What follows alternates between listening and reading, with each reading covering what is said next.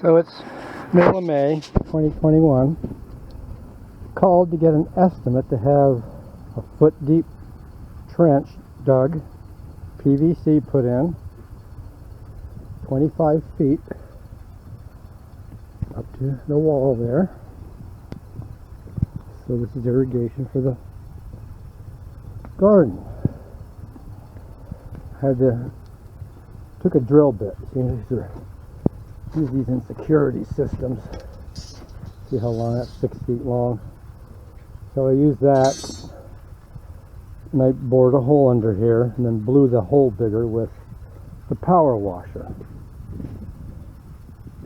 So I'll tell you the estimate in a moment. So we didn't like the estimate. Jay came out, we're over 70, and she dug from here up to into that sun line up there at 10 feet. I dug the rest of it and bored the hole and terminated each end. So she spent a half hour digging. I did about 2.5 hours work. So it was three and a half hours work. The estimate was $1,500. Got another estimate, but he didn't want to do this. He said for $800, he's going to cut this and put a ball valve in there. Well, this is the input side. There's the filter and there's the output side, right?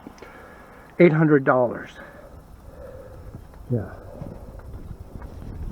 So I'm stunned. I don't know what's going on in this world. Unemployment, imaginary diseases.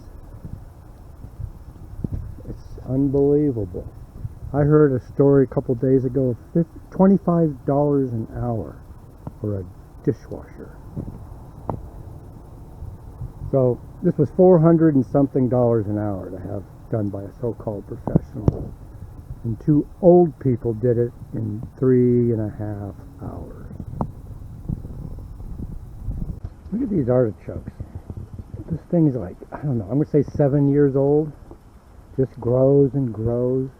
Last year we got something like 50 artichokes off it. These just started coming up. We've eaten, say, 4, and we're giving away 4. That's 8. And there's about 10 of them showing.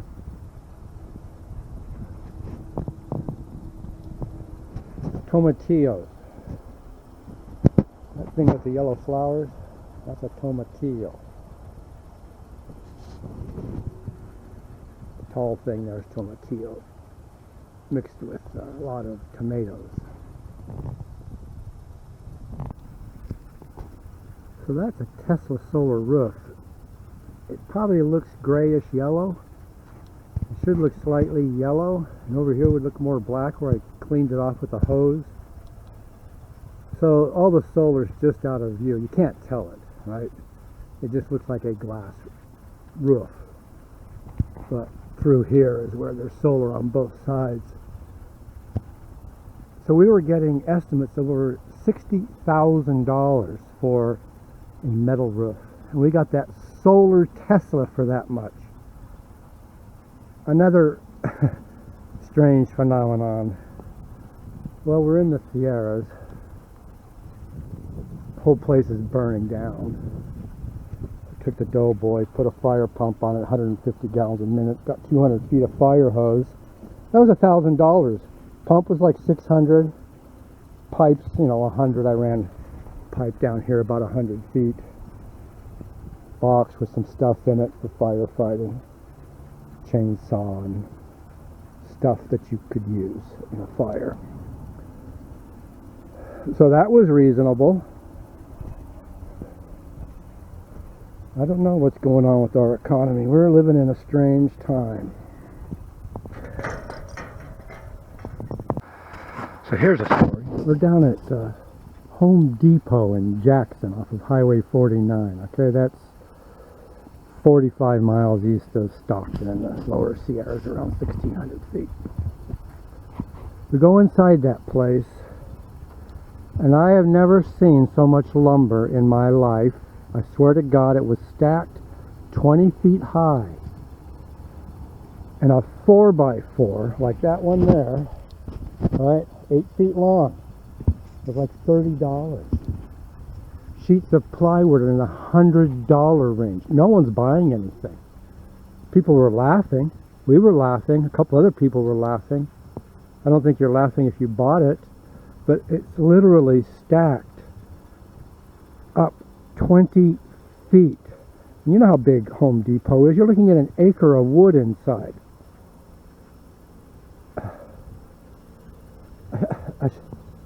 A sheet of 3/4 inch particle board was like $40-something.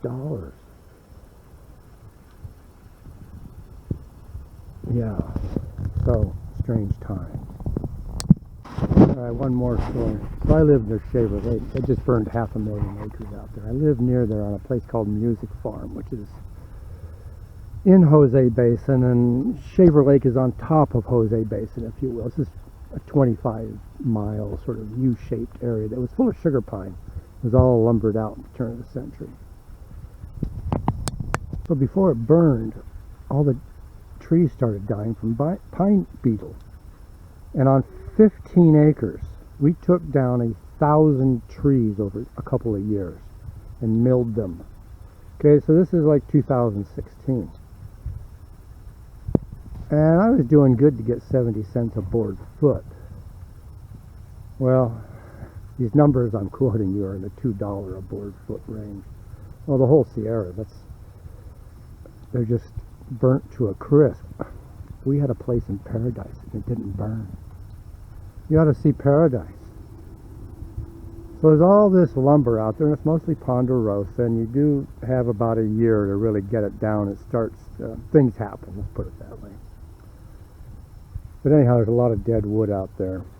Santa Cruz Mountains, I lived there. I lived near Big Basin. Had a friend on Last Chance Road. He was out there since '77. High school friend. Last Chance and everyone on it burnt out. You can go on Google Earth and find Last Chance Road, near Davenport. And everyone's gone. There wasn't a house left. Not a person out there. There might have been 300 people on this 7-mile stretch of dirt road.